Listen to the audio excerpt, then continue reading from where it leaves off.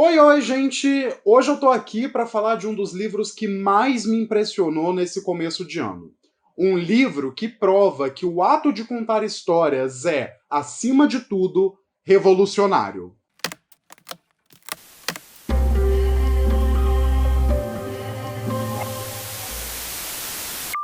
Olá! Sejam muito bem-vindos ao Fita Maldita. Eu sou Gustavo Fiô e no vídeo de hoje eu convido vocês a conhecer alguns vilarejos escondidos no sertão nordestino, enquanto a gente sente o medo descendo nas nossas veias e nos preparamos para encontrar a nossa própria sina. No finzinho do ano passado, a Dark Side Books lançou esse livrinho aqui, Sina, do Márcio Benjamin.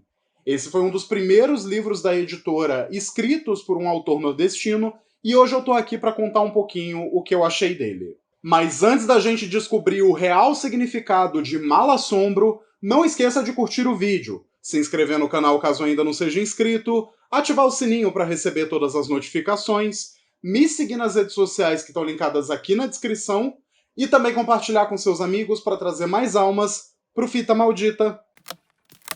Márcio Benjamin é um autor potiguar nascido em Natal em 1980.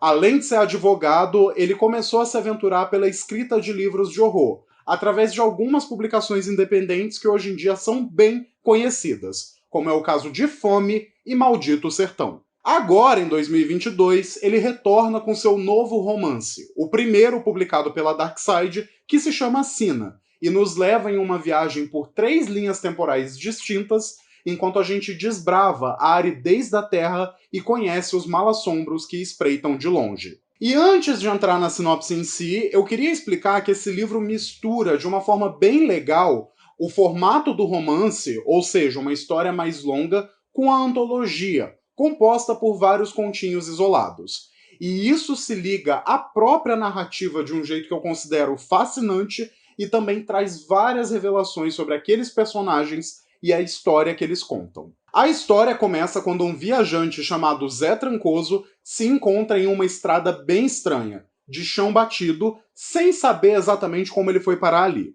E a partir daí a gente também conhece 2 povoados que vão ser palco dessas histórias assustadoras. Falar qualquer coisa mais profunda dessa história é dar spoiler, porque o livro é carregado de pequenas viradas e reviravoltas. Então, por enquanto, eu vou me ater apenas a isso, e quem tiver interesse de conhecer um pouco mais, dá uma olhada aqui na descrição que eu estou deixando o link da loja oficial da Darkside Books para você adquirir seu próprio exemplar. Mas já de início, como eu disse, eu realmente adorei esse livro. Foi uma das melhores leituras que eu fiz agora nesse começo de ano, e eu acho que ele me prendeu desde o começo. De início, eu estava achando a narrativa um pouco confusa, mas aos poucos eu fui ligando os pontos e isso acabou trazendo uma experiência muito fascinante. A impressão que eu tive no final era quase igual a um quadro. Quando você analisa cada capítulo individualmente, é como se você visse uma pincelada, que não tem muito sentido. Mas quando você mergulha nessa história e se afasta um pouquinho, você vê aquela obra completa, onde cada pincelada representa um movimento, um sentimento, uma ideia. E eu senti também muitas influências e inspirações enquanto eu lia. De início, o livro acabou me lembrando um pouco A Loteria, da Shirley Jackson, que é uma antologia que conta histórias de várias mulheres que vão passando por pequenos horrores do cotidiano. Só que aos poucos isso aí foi sendo trocado em prol de um horror mais sobrenatural. Tem histórias que me lembram muito os livros de sangue do Clive Barker, tem uma que tem um quê de A Máscara da Morte Rubra, do Edgar Allan Poe, e pode até ser que o autor nem sequer conheça ou tenha se inspirado por essas obras, mas as conexões estão ali e elas são bem intrigantes. E vale ressaltar também, o Márcio é um autor gay, e por mais que não existam muitos personagens LGBTQ aqui, eu sinto que existe uma sensibilidade que permeia toda a obra. Inclusive, tem um conto envolvendo um agrimensor e uma criatura fantástica que eu achei muito kinky e muito sexy. Então, passadas essas primeiras impressões iniciais, deixa eu falar um pouco sobre o que eu mais gostei em Sina.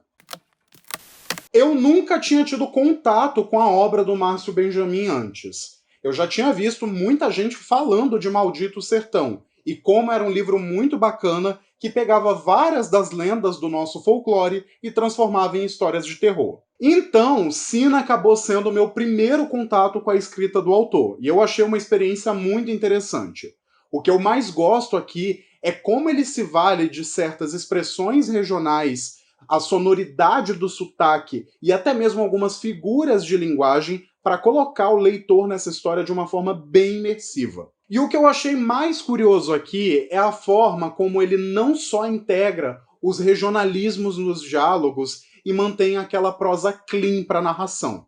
Pelo contrário, as descrições das ações e as interações de personagem também são carregadas dessas expressões regionais. E isso faz com que o livro tenha uma identidade muito própria. Então, ele acaba sendo uma obra que pode ser um pouco difícil para quem não está muito acostumado com essa linguagem que é muito utilizada no Rio Grande do Norte e também no sertão nordestino. Mas não é nada que vai impedir a tua imersão na narrativa. Muito pelo contrário, aliás. Como a própria narrativa é um pouco fragmentada e vai fluindo nessas temporalidades, eu acho que esse estranhamento inicial é ótimo para você ir conhecendo de pouquinho em pouquinho o mundo em que essa história está inserida. E lá pela metade você já se acostuma. Eu morei em Pernambuco durante 7 anos da minha vida, e eu acho brilhante a forma como o Márcio Benjamin consegue integrar esse regionalismo para muito além da própria escrita e da narrativa. Eu acho que a vibe geral do livro é muito rica por conta disso.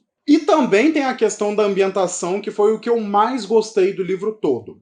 Aqui o autor consegue criar essa figura do sertão quase como um lugar onde as leis humanas perdem espaço para o sobrenatural e para esse lado mais fantástico. Nesse sentido, ele consegue criar uma atmosfera mística que não só traz o encantamento para esse cenário, mas também serve para denunciar o descaso do governo com as mazelas sofridas pelo povo do sertão. Então, nos contos que se entrelaçam à trama, você tem histórias que envolvem o sequestro e até mesmo a morte de crianças, a fome, a escassez de recursos, mas ao mesmo tempo ele cria personagens que não estão apenas à mercê dessas mazelas, mas que também têm suas próprias vidas, suas próprias trajetórias e são figuras muito ricas. Nesse sentido, o livro até me lembrou um outro que eu tinha lido há uns tempos atrás e que chegou a ser um sucessinho. Muita gente falou dele aqui no YouTube, que se chama Nova Jaguaruara, do Amaurício Lopes. Esse livro me fez tremer na base e até hoje é uma das histórias mais assustadoras que eu já li. Eu tenho alguns probleminhas com a escrita dos diálogos, mas eu acho que é uma ótima recomendação para quem quer conhecer um pouco mais desse horror que é ambientado no sertão. E Sina é muito interessante por esses paralelos. Eu não acho ele tão assustador quanto Nova Jaguaruara, mas eu acho ele um pouco melhor escrito. E os dois conseguem disseminar muito bem essa ideia do folk horror, ou do horror rural, se você preferir. Só que de um jeito que é muito autêntico e muito nosso. Lá em Recife, o povo costuma falar bastante do mal-assombro, que é essa palavra usada para designar encontros sobrenaturais, seja com assombrações, com criaturas estranhas, com fantasmas, com lobisomem do cajueiro seco, com palhaço do Janga, enfim, por aí vai. Aqui, o Márcio Benjamin incorpora essa ideia do mal-assombro como parte das narrativas orais. Então você tem personagens que estão ali contando essas histórias e lidando diretamente com o impacto que elas trouxeram para a vida deles, seja para o bem ou para o mal. Só que vai um pouco além disso. As histórias elas estão conectadas à narrativa de um jeito que eu acho brilhante e eu não vou comentar muito aqui para não dar spoiler do final. Mas o que eu posso dizer é que o Márcio Benjamin reconhece como esse ato de contar histórias, seja através da escrita ou da própria narrativa oral, é sim um ato revolucionário. Ele serve não apenas para apresentar esses contos para as novas gerações, mas também para preservar a memória, a cultura e toda a história de um povo. Isso acaba sendo uma parte muito importante do clímax do livro, e eu acho que o autor tem uma sensibilidade muito interessante na hora de firmar essa temática. Especialmente se a gente considera tudo aquilo que eu já falei, de que essas histórias elas têm um quê de fantasioso, mas elas também têm um quê de denúncia da própria realidade. Enfim, eu poderia passar horas e horas aqui falando de tudo que eu gostei, de tudo que eu achei incrível, mas eu acho que é o tipo de livro que você precisa ler para entender a importância e a grandiosidade. E olha que ele é um livro bem curtinho, ele só tem tipo umas 250 páginas, mas ainda assim eu fiz um monte de marcação porque ele realmente me marcou demais. Eu juro que isso não foi um trocadilho, pelo menos não intencional.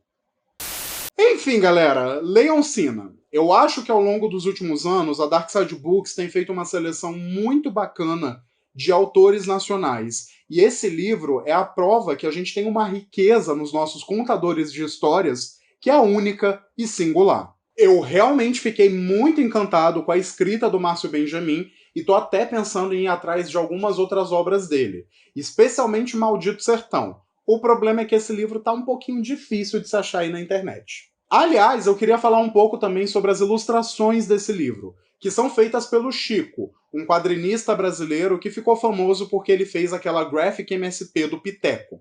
E por mais que sejam poucos desenhos aqui, eu acho todos eles muito bonitos e eles casam muito bem com a narrativa de forma geral. Então, gente, a recomendação de hoje é essa: Sina do Márcio Benjamin. Eu espero que vocês leiam e gostem, e caso já tenham lido, me contem aí nos comentários o que vocês acharam para a gente poder continuar essa discussão. E caso você queira dar aquela ajudinha pro canal, mas ainda não tenha feito, por favor, não esquece de deixar um like nesse vídeo, de se inscrever no Fita Maldita e também de compartilhar esse canal com todo mundo que você conhece, que gosta de horror, que gosta de livros, filmes, séries de terror, para a gente poder expandir cada vez mais essa nossa comunidade.